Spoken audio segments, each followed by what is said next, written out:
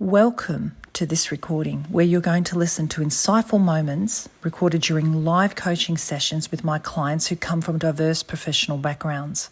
And if you like what you hear today, please share it with your friends and colleagues.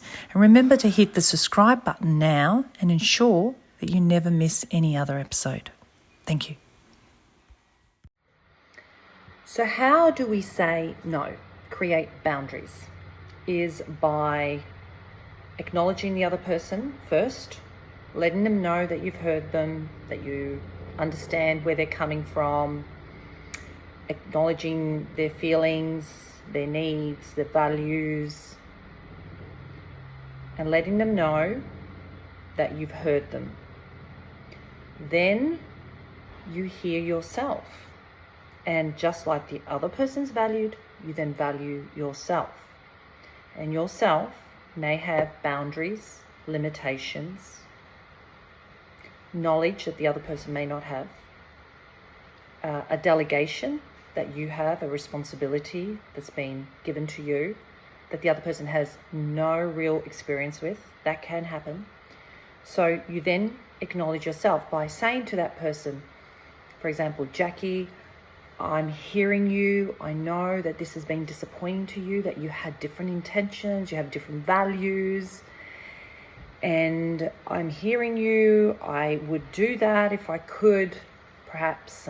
Depends what you're trying to say.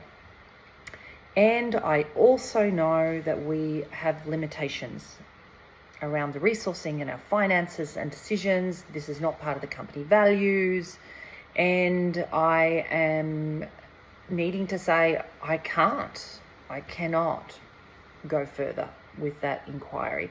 I'd like to.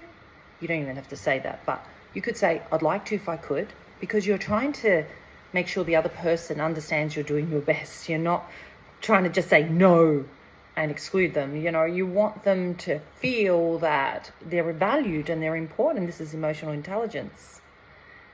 And it's emotional intelligence towards yourself.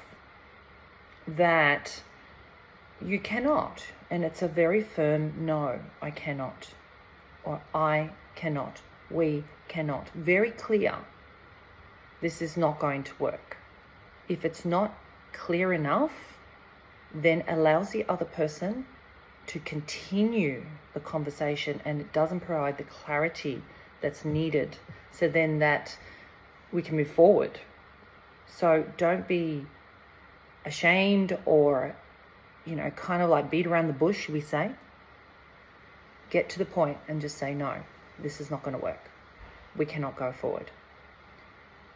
If you can offer another solution, it's lovely to say, however, we can do X, Y, Z. You could say something like that. If it's not possible, it just is what it is and needs to be confronted, and it's not a personal attack on the person.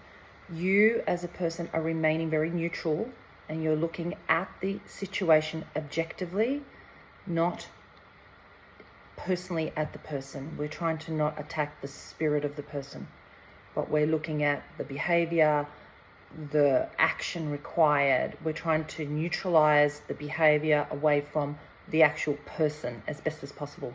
So then they know they're not getting attacked and they're not feeling unsafe. This is really important in conversations when there needs to be a no or a yes.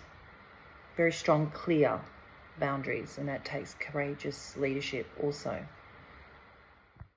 Thank you for listening to this recording. I hope it has helped you.